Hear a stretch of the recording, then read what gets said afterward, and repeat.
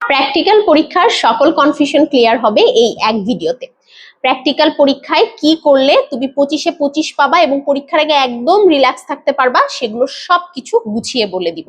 প্রথমে খাতা যদি ইনকমপ্লিট থাকে তাহলে খাতাটা এর মধ্যেই কমপ্লিট করে ফেলো। যদি স্যারদের সাইন নেওয়া না থাকে স্কুলে গিয়ে স্যারদেরকে একটু রিকোয়েস্ট করতে পারো যে স্যার আমাকে সাইন করে দেন। যদি স্যার তারপরেও না করে দেয় তাহলে স্কিপ ইট, বাট অ্যাটলিস্ট খাতাটা কমপ্লিট করে নিয়ে যাবা, কারণ পরীক্ষায় গিয়ে দেখবা যে স্যার খালি অপেক্ষাই করে থাকবে যে কখন খাতাটা নিব আর ঠাস করে ছিঁড়ে ফেলবো। এরপরে কোন কোন প্র্যাকটিক্যাল গুলো পড়বা এটা বোঝার জন্য যে শর্ট সিলেবাসটা ছিল সেই শর্ট সিলেবাসের প্রতি অধ্যায়ের ডান সাইডে বলা ছিল যে কোন কোন ব্যবহারিক এবার শর্ট সিলেবাসের অন্তর্ভুক্ত। এছাড়াও ঈদের আগে যে পরীক্ষাগুলো হয়েছে সেই পরীক্ষার কোশ্চিন আমার পেজে অলরেডি পোস্ট করে দেওয়া আছে, সেখান থেকেও তোমরা চেক করে নিতে পারো। এরপরে এই প্র্যাকটিক্যাল গুলো পড়ার জন্য তুমি তোমার গাইডের শেষে, টেস্ট পেপারের শেষে, অথবা আমি যেটা করেছিলাম যে আমি একটা বাজারে গিয়ে প্র্যাকটিক্যাল বই কিনে এনেছিলাম। প্র্যাকটিক্যাল বই একদম অল্প ছোট চিকন একটা বই এবং অনেকগুলো কোম্পানির পাওয়া যায়, যেটা আমার ভালো লেগেছিল আমি সেটা কিনে এনেছিলাম। প্র্যাকটিক্যাল বই কিনলে উপকারিতা যেটা হয়, প্র্যাকটিক্যাল বইতে মৌখিক অভিক্ষা অর্থাৎ কি কি ভাইবাতে ধরতে পারে এই সম্ভাব্য কোশ্চিন গুলো দেওয়া থাকে। সো তোমরা চাইলে এটা কিনতে পারো, অথবা তোমার যদি মনে হয় যে না আমি গাইড আর টেস্ট পেপার থেকেই পড়ে ফেলাই দিব তাহলে ওখান থেকেই পড়ে ফেলাতে পারো। আমি সাজেস্ট করব একদম থিওরি, পরীক্ষণ, পর্যবেক্ষণ, ফলাফল বা চিত্র সবকিছুই পড়তে, যাতে পরীক্ষায় লিখতে দিলেও তুমি পারো, টিচার যদি জিজ্ঞেস করে বলো তো পরীক্ষাটা কিভাবে করেছো তাও পারো, এবং যদি বলে যে পরীক্ষাটা করে দেখাও তাও তুমি পরীক্ষার প্রসিডিউর যেহেতু জানো সেটাও তুমি পারবা। এবং আমাদের সময় ফুল সিলেবাসে যেহেতু 10টা প্র্যাকটিক্যাল ছিল, এবার শর্ট সিলেবাসে প্রতিটা সাবজেক্টে 5-7টার বেশি প্র্যাকটিক্যাল থাকা আসলে পসিবলই না। এরপরে নেক্সট স্টেপ যেটা হচ্ছে স্মার্ট ওয়ে, সেটা হচ্ছে তোমার স্কুলে যদি 200টা স্টুডেন্ট থাকে, 200টা স্টুডেন্টেরই প্রথম দিনেই বায়োলজি হবে না। 50টার ফিজিক্স, 50টার কেমিস্ট্রি, 50টার হায়ার ম্যাথ, 50টার বায়োলজি হবে। অর্থাৎ তোমার প্রথম বায়োলজি পরীক্ষার দিনেই তুমি বাকি 3টা সাবজেক্টে কিভাবে কি কি হইছে না হইছে, জোর রোলকে কি প্র্যাকটিক্যাল করতে দিছে, বেজোর রোলকে কি প্র্যাকটিক্যাল করতে দিছে, সবকিছু জেনে যাবা।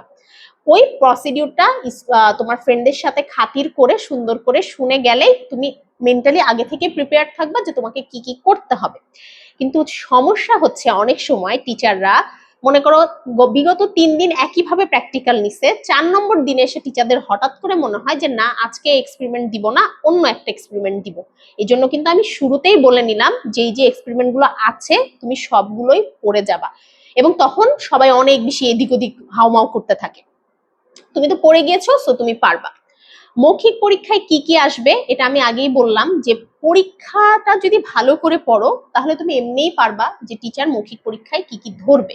টিচারের সাথে কোনো ধরনের তর্কে জড়াবা না, ভদ্র এবং শালীন ব্যবহার করবা, না পারলে খুব সুন্দর করে টিচারকে বলবা।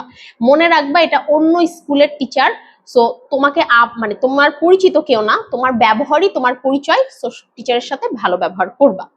সর্বশেষ যেটা আমি বলবো যে পরীক্ষার হলে বসে বেশি উত্তেজিত হয়ে যাবা না, মাথা ঠান্ডা রাখবা, কারণ এসএসসি পরীক্ষায় আসলে প্র্যাকটিক্যালি টিচাররা সবাইকে অটো 25-এ 25 দিয়ে দেয়।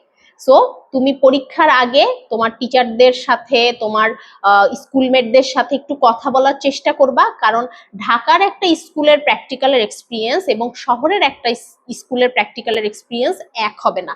যে স্কুলের যন্ত্রপাতি নাই সেই স্কুলে চাইলেও প্র্যাকটিক্যাল করতে দিতে পারে না। তারা জিজ্ঞেস করে যে বলো তো কিভাবে করতা, বা এই মান থাকলে তুমি কিভাবে ক্যালকুলেশন করতা।